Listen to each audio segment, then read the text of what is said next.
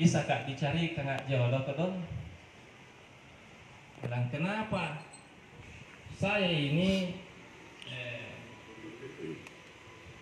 sudah lama ditinggal oleh suami. Dan saya ini janda yang belum punya anak. Janda apa namanya Pak? Janda kembang. Janda suci. Dan suamiku meninggalkan banyak harta. Dan aku butuh teman suami yang bisa menjaga hartaku ini. Ditanya apa syarat-syaratnya? Laki-laki seperti apa yang kau mau? Maka perempuan ini mengatakan, ya, aku tidak menuntut banyak. Cuma satu yang penting dia adalah laki-laki yang amanah, laki-laki yang soleh. Kebetulan anak muda itu Pak hari ini ya, ada di belakang menuntut kembali tidur dalam keadaan lapar. Dipanggil, ya, saya tanya enggak, disuruh pulang perempuan tunggu. Dipanggil anak muda ini untuk yang bunting. Aku anak muda kira bunting kupik kan rem.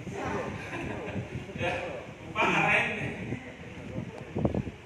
Lah pemain ke bunting rem berapa paluran kok. Akhirnya mencerita jamaah sekalian. Bilang ada ini perempuan yang datang tadi mencari seorang suami. Dan dia syaratnya adalah laki-laki yang soleh. Dan saya kira kamu pantas untuk mendampingi perempuan ini, diciptakan dia memiliki harta yang banyak, ya, harta yang banyak, butuh teman. Maka akhirnya anak muda ini mau menikah. Dipanggil kembali perempuan ini, dipertemukan, ta'aruf, ya, cari teman-teman pasti naik kalau dapat nikah. Setelah mereka sepakat, akhirnya didatangkan saksi. Kenapa ada pencuri? Ini ada teror pada gigi, ya. Teror anak tadi malam sama ada yang gigit. Jadi berteriak. Akhirnya suaminya bilang, adek, ini bukan pencuri, begini ceritanya. Akhirnya diceritakan, saya tadi malam lapar sekali, sampai-sampai berpikir mencuri. Dan saya masukkan dalam rumahmu ini. Dan saya bersumpah demi Allah, saya membatalkan karena takut kepada Allah. Ya, takut kepada Allah. Akhirnya saya muntahkan itu. Dan kalau tidak percaya itu, lihat di bawah meja itu, bekas gigitan belum bisa makan. Ya, betul masih ada. Maka apa kata istrinya jemaah sekalian? Subhanallah. Engkau meninggalkan secuil yang haram, dan Allah menggantikan dengan hal yang lebih banyak. Karena sekarang terongnya sudah halal, ya, dan pemilik terong ini juga sudah halal. Betul ya? Dan begitu juga dengan rumah ini dan seluruh kebun-kebun terong pun bebas kau makan sebanyak apa pun terong yang kau makan. Ya, kan meninggalkan sedikit perkara yang haram, tetapi Allah mengganti dengan hal yang berlimpah lebih banyak. Maka ini kata Rasulullah Sallallahu Alaihi Wasallam, "Man tadda syai'an lillahi azza wa jalla illa badalakallahu bihi man huwa khairul laka min." Siapa yang meninggalkan sesuatu yang tidak baik, yang haram, yang dibenci oleh Allah, dengan niat takut kepada Allah, mencari ridha Allah Subhanahu wa taala, maka apa kata Allah melalui janji Rasulullah, dia akan digantikan dengan hal yang lebih baik. Inilah meninggalkan sesuatu yang jelek, ya, yang haram misalnya, dengan kita yakin Allah akan menggantinya dengan yang lebih, insya Allah. Allah akan memudahkan atau membukakan pintu-pintu kebaikan dan banyak jalan yang lain. Sehingga jemaah sekalian yang dimuliakan Allah Subhanahu wa taala, kita adalah telah bersaksi bahwasanya tidak ada Tuhan selain Allah dan Muhammad adalah utusannya. Asyhadu an la ilaha illallah wa asyhadu anna Muhammadar Rasulullah. Setelah itu, maka marilah kita bertakwa kepada Allah Subhanahu wa taala.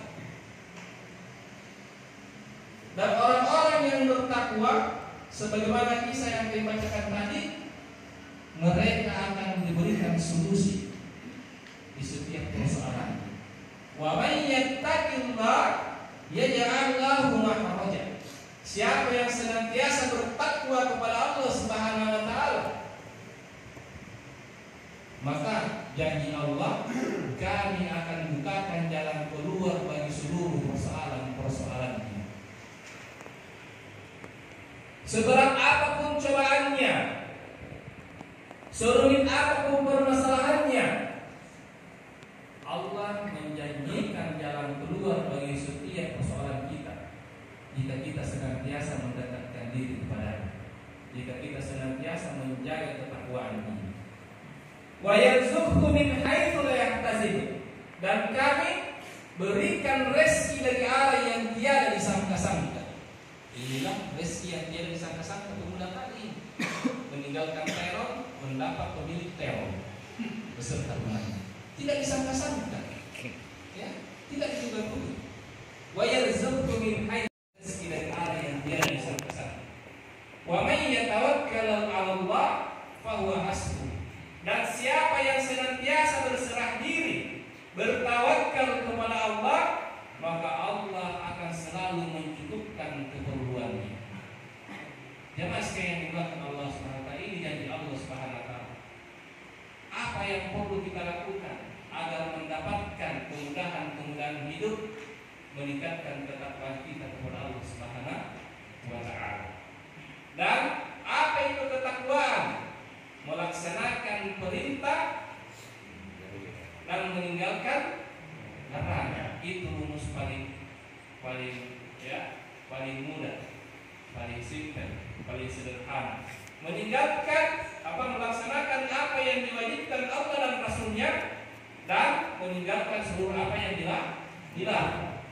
Dan pada kesempatan ini kami sampaikan, seluruh apa yang Allah perintahkan untuk kita adalah jalan-jalan kebahagiaan. Itu adalah perkara-perkara yang mengantarkan kita kepada kebahagiaan. Apapun yang diperintahkan dan segala apa yang dilarang Allah dan Rasulnya, maka kita harus yakin bahwa itu adalah perkara yang dia bisa membinasakan hidup kita, yang bisa menghancurkan kehidupan kita, baik di muka bumi ini maupun di akhirat. Saya kasih contoh. Orang banyak yang berat melaksanakan sholat, ya, sembahyang. Padahal sembahyang ini adalah nikmat terbesar dari Allah Subhanahu wa taala. Di dunia barat ada seorang psikolog. Itu psikolog mengobati atau mengkonseling orang-orang yang stres, yang tidak mampu menemukan solusi dalam persoalannya. Setiap ada pasiennya disuruh sujud dulu sekitar 10-15 menit. Setiap ada pasiennya disuruh sujud dulu. Maka tiba-tiba ada pasiennya dari kalangan muslim disuruh sujud. Bertanya, ini orang Islam, kenapa pasien tadi disuruh sujud? Dia mengatakan, hasil penelitian saya, dalam keadaan posisi sujud, ya, itu akan memberikan ketenangan. Ya, kenapa? Karena darah akan mengalir memenuhi sebuah rongga yang ada di kepala kita. Darah itu, dan jika dia sudah mendapatkan ketenangan, maka jiwanya akan stabil. Ya, kemudian akalnya menjadi kuat, pikirannya menjadi kuat, maka dia mampu mempergunakan otaknya, akalnya untuk berpikir lebih kuat. Sehingga orang-orang yang senantiasa menjaga sholatnya selalu terbuka jalan untuknya. Kenapa? Sejalan dengan penelitian ini, orang yang senantiasa sholat itu di kepalanya tidak pernah habis oksigen. Karena tidak habis oksigen, selalu ada suplai oksigen, maka dia kuat berpikir. Jadi kalau ada orang yang stres, bunuh diri, karena ada persoalannya, dia bunuh diri. Kemungkinan itu, ya, kemungkinan sholatnya tidak terjaga dan sujudnya dicita-cita ya, sehingga air darah itu tidak mengalir. Dan ini janji Allah. Dan ini keutamaan ya sholat yang luar biasa ya mas kalian. Ketika kita jaga sholat kita rutin, sholat sunnah, kemudian sujud kita dikasih lama-lama berdoa di situ, insya Allah tidak mungkin mengingkari janji. Sejalan dengan pemerintahan. Ini contoh ya. Jadi orang yang teratur sholatnya, insya Allah akan senantiasa membuka jalan keluar untuknya. Kenapa? Selaras, karena otaknya itu buat berpikir mencari solusi. Insya Allah ya. Ini janji Allah SWT. Dan inilah pertama yang diperintahkan ya Allah Subhanahu Wa Taala setelah syahadat kita.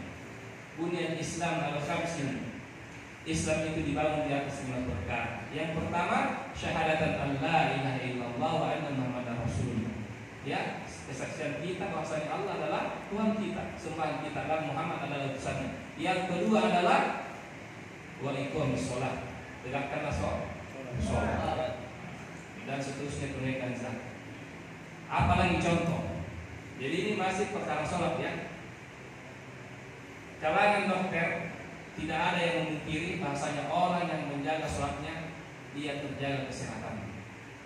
Kenapa? Karena gerakan-gerakannya itu ya bahkan lebih dahsyat daripada ya terapi-terapi yang mereka banyak manusia perkenalkan, terapi-terapi kesehatan. Gerakan sholat ya ini adalah terapi-terapi kesehatan. Ini baru persoalan dunia. Apatah lagi di akhirat, kata Rasulullah SAW,